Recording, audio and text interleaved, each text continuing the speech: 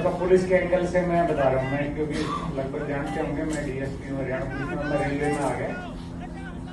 तो ये नशा मुक्ति अभियान, जैसे मेरी नौकरी 25.5 साल की होगी, पिछले 10 साल से मैं सुन रहा हूँ कि नशा मुक्ति अभियान वही चल रहे हैं, सब लोग चला रहे हैं। उससे पहले नहीं होता था। आप में से 50 साल से ज्यादा उम्र के कितने लोग होंगे? मैं 50 से ऊपर हूँ, बहुत है।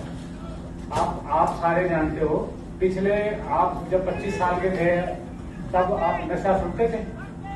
कहीं नशा सुनते थे? सभी हाथ खड़ा करेंगे जो सुनता था नशा उस समय 25 साल पहले आप सुनते थे।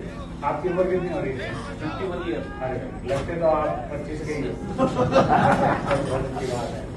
असल में क्या है, ये बात सही है, नशा सुनते थे, पर वो नशा क्या होता था? शराब का नशा होता था, दारू का नशा होता था। उसके बाद धीरे धीरे वो दारू का नशा, फिर वो पुड़िया का नशा शुरू हो गया।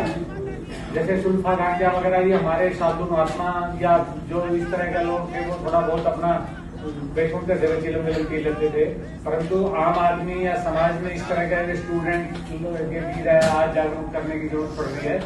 आपको पता है हिंदुस्तान में एनडीपीएस जो एक्ट है वो आया कब? 1985 में। उससे पहले एनडीपीएस एक्ट ही नहीं था, क्योंकि जब सरदारों के मोहल्ले में नाई की दुकान की जरूरत नहीं है, तो जब जरूरत नहीं थी तो कोई एक्ट भी नहीं था, कानून बनाने की जरूरत भी नहीं थी। और ये जो भारत सरकार का जो अभियान है नशा मुक्ति का, शायद आपको पता होगा 2022 में, अब से 4 साल पहले सिर्फ 272 डिस्ट्रिक्ट आइडेंटिफाई किए थे। उसके पीछे कारण क्या था? 2019 में कोई रिपोर्ट आई, किसी ने सर्वे किया, वो ऑथेंटिक है या नहीं है मेरे को पता नहीं है। रिपोर्ट आई कि 7 करोड़ से ज्यादा लोग ड्रग एडिक्ट होने की तैयारी में है।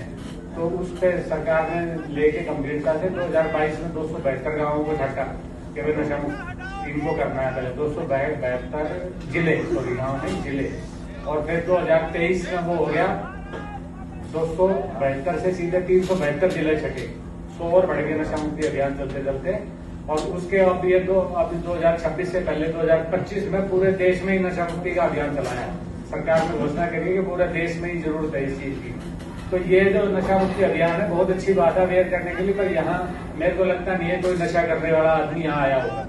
जिसको इलाज की जरूरत है वो आता नहीं है, तो उसकी जरूरत क्या? मैं जब यहाँ सीएम फ्लाइन में था तो कई बार बहुत ज्ञान की बात कहीं से भी मिल जाती है। मैं यहाँ मुख्यमंत्री रोड हिंदुस्तान में फरीदाबाद रहा, तो एक सरपंच का तो मैंने फोन किया, यार मेरे पास किसी ने सूचना दी है कि आपके गांव में बड़ी ड्रग्स की बिक्री बढ़ रही है, लोग ज्यादा एडिक्ट हो रहे हैं, तो बताओ कुछ करो। तो बड़ी ज्ञान की बात उसने मेरे को बताई सरपंच ने। वो बोला कि जी ये इनका कोई नहीं, कुछ नहीं कर सकता, ना आप कर सकते, ना मैं कर सकता, ना सरकार कर सकती। मैं क्यों नहीं कर सकते भाई? ऐसे कैसे करेंगे? आपके बच्चे करते हैं ड्रग एडिक्शन है? नहीं है। बोला मेरे बच्चे भी नहीं है। ये बोला वो वाले बच्चे कर रहे हैं जिनके माँ बाप को बच्चे पैदा तो कर दिए, पर ये पालने कैसे हैं, संस्कार कैसे देना, इनको पता ही नहीं है। तो बोला जी इनको आप कैसे सुधारोगे? तो मेरे दिमाग में आई कि ये बहुत अच्छा है, जागरूकता अभियान और सब कर रहे हैं, डॉक्टर साहब इतना एनर्जी और हम सब लगा रहे हैं, परंतु असल में ड्रग से रोकने के लिए ना सप्लाई जब तक बंद नहीं होगी तब तक, मतलब जब तक डिमांड बंद नहीं होगी तब तक सप्लाई बंद नहीं होगी। और डिमांड बंद करने के लिए जिम्मेवार है 2 लोग। वो 2 कौन है? माँ और बाप।